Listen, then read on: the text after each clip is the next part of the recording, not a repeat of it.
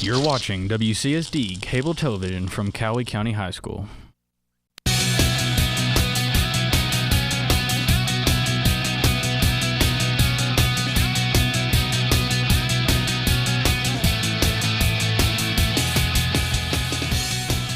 How many of you watch sports on cable television?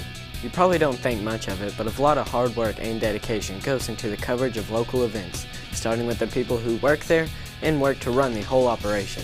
People such as Chris Adams, my guest for today. Hi, I'm Jesse Raines, and this is Calloway Connections.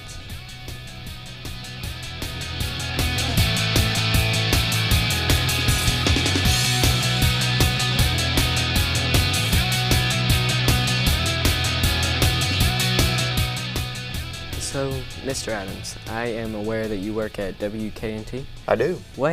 Can you give us like a little rundown on like what it is and what it does? I sure can, Jesse. WK&T actually stands for West Kentucky and Tennessee Telecommunications Cooperative Incorporated. It's kind of long, but we actually started out back in 1951 as West Kentucky Rural Telephone, and there still to this day is West Kentucky Rural Electric, and a lot of people get us kind of confused, but West Kentucky Rural Telephone is a cooperative back in 1951. So we're coming up on our 70th anniversary. We offer several different services to rural areas. Now, you may kind of wonder what the rural areas would be. Not Mayfield and not Murray, but your rural areas such as Farmington and Fancy Farm, Puryear, Hazel, Hardin, Fair Dealing. Some of the rural areas where we have service, we have telephone and voice services that we've had since the beginnings back in 1951, your dial telephone service, and then we also have internet services, digital television services, and also security services. And then our latest offerings would be business solutions, that would be your hosted telephone systems and such. I'm aware that you do local basketball and football and just sports games. Can you tell me what goes on in there and there, what happens? I sure can. As I mentioned, we have one of our services is cable television. We've had that for about 11 years now, and we have several local channels on our that we offer.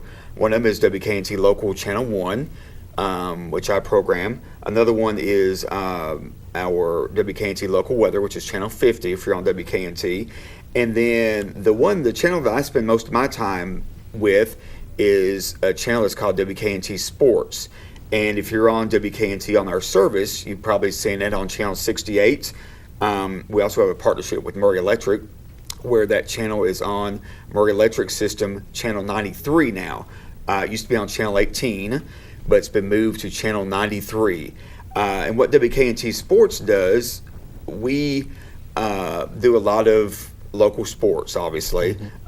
Several Callaway games, Murray High games, Graves County, Mayfield.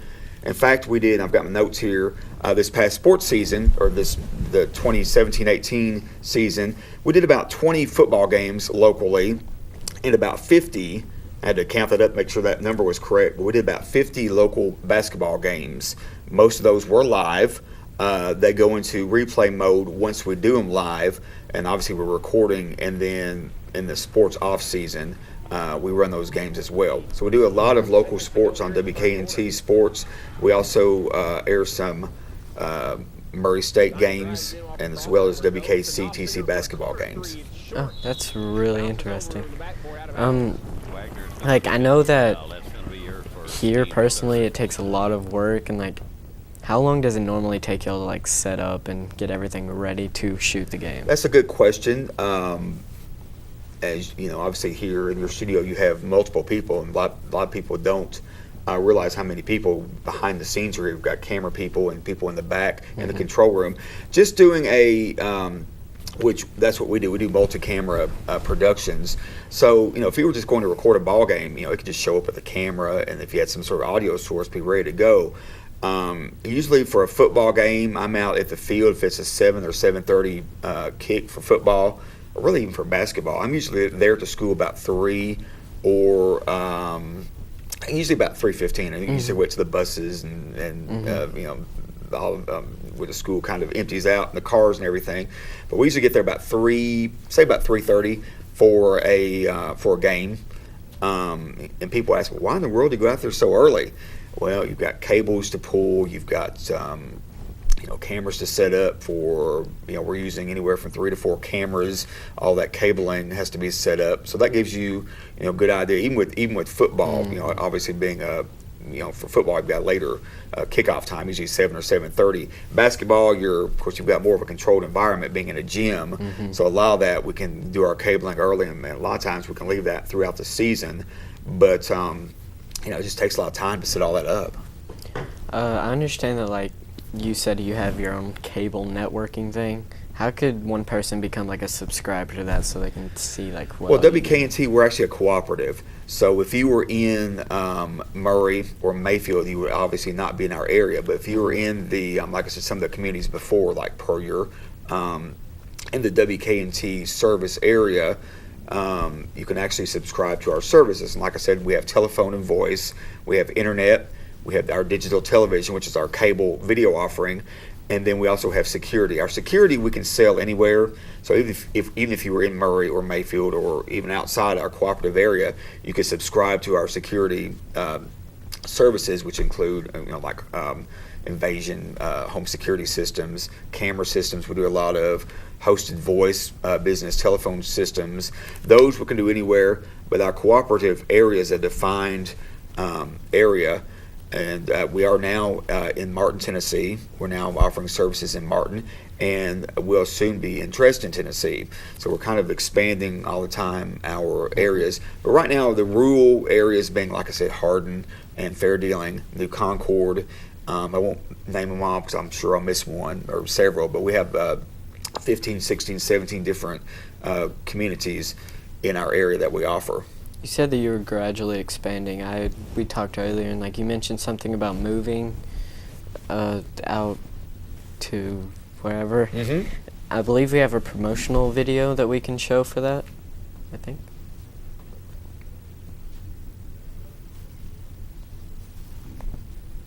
This is the vision for the West Kentucky-Tennessee Technology Park.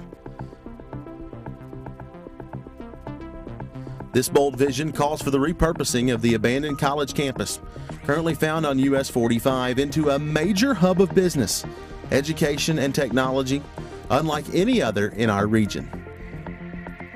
The property is located just over 2 miles north of I-69 and 15 miles south of Interstate 24, which is only a half a day's drive to major cities like Louisville, Chicago, Atlanta, Memphis, and Cincinnati, with convenient access to regional airports in Paducah, St. Louis, and Nashville. In addition to the transformation of the existing facilities, the development plan includes offices for high-tech industries, incubator space for startup businesses, retail space, a hotel, restaurants, and a community center. A 100% fiber network will connect the park to the rest of the world, providing enough bandwidth for both the task of today and for the opportunities of tomorrow. A solar farm will produce enough energy to service the entire campus. Green technology is vital in the 21st century for high-tech industries that are going to relocate to this park. Companies like Google and Amazon have already set goals to operate on green sites in the coming years. At full development, the direct impact would be the creation of more than 900 jobs, and the indirect impact of more than 400 jobs. The payroll would be estimated at nearly $60 million, music to the ears of the more than 1 million people that live within a 100-mile radius of the site. In addition to being a green campus, the site will be employee-friendly, providing a positive work environment amidst a relaxing landscape. It will include a 1-mile trail for walking, jogging, or running, as well as a fully equipped fitness center and an amphitheater for exciting community events and meetings. The mission that was originally established at this location so long ago will continue once again: higher education. State-funded colleges and universities will have the opportunity to offer courses at the park. As envisioned, an employee could attend class and then walk right across campus to their workplace, and vice versa. This exciting project has the backing of elected leaders on both the local and state levels. Performance-based economic incentives will be in place to attract nothing but the most successful organizations and the highest paying jobs. Truly, there is no limit to the potential of this vision.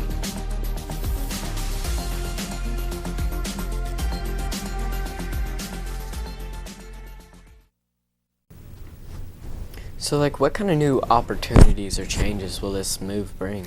Well, what we just saw was a promotional video for the WK&T Technology Park.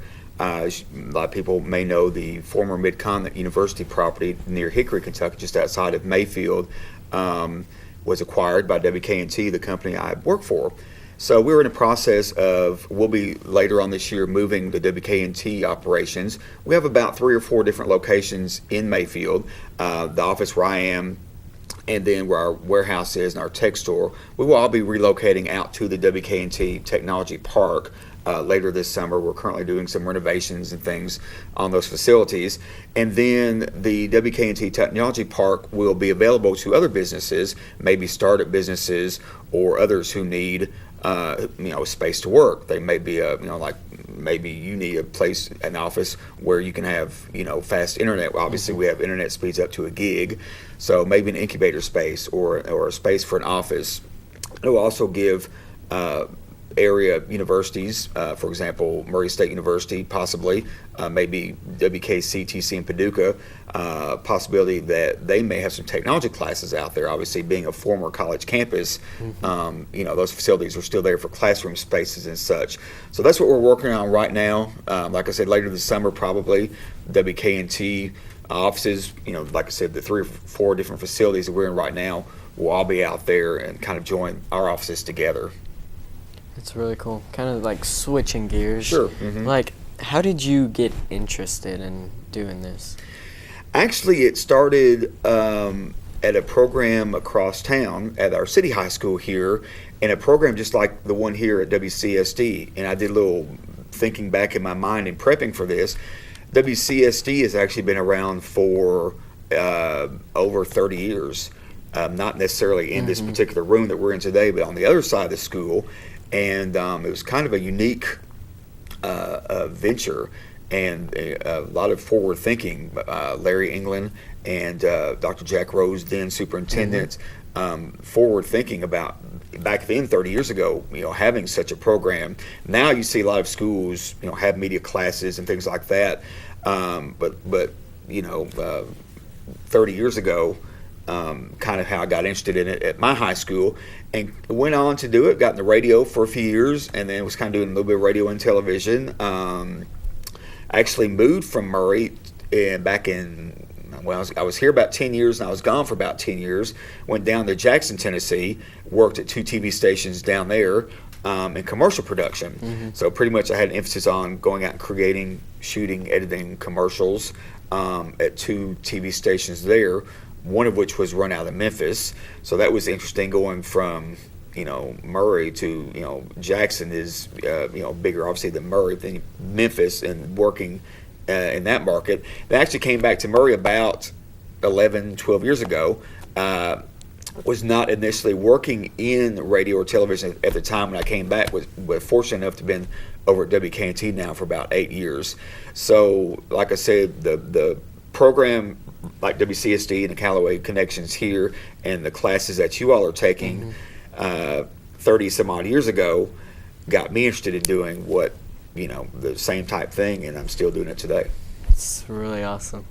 What does a normal day on the job look like for you? A normal day, a lot of my time is spent, programming the WK&T sports and working with our other local channels. It kind of depends on what we have going on. It's kind of almost like seasonal.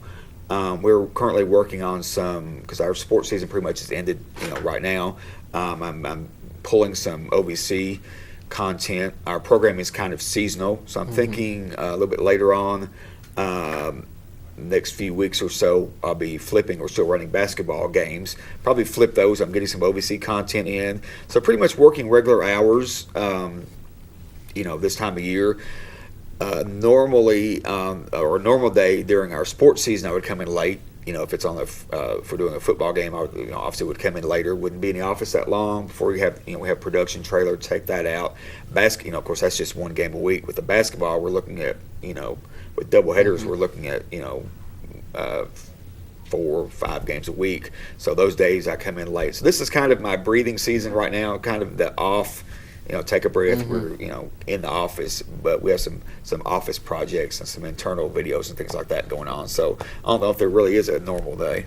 Yeah, that's what I was about to ask next. Like, how does off season kind of compare to on season and the kind of stress that on season somewhat brings? Of course, and we're already looking. We're always looking ahead. If it's our technology, in not only WK&T technology, but our sports technology.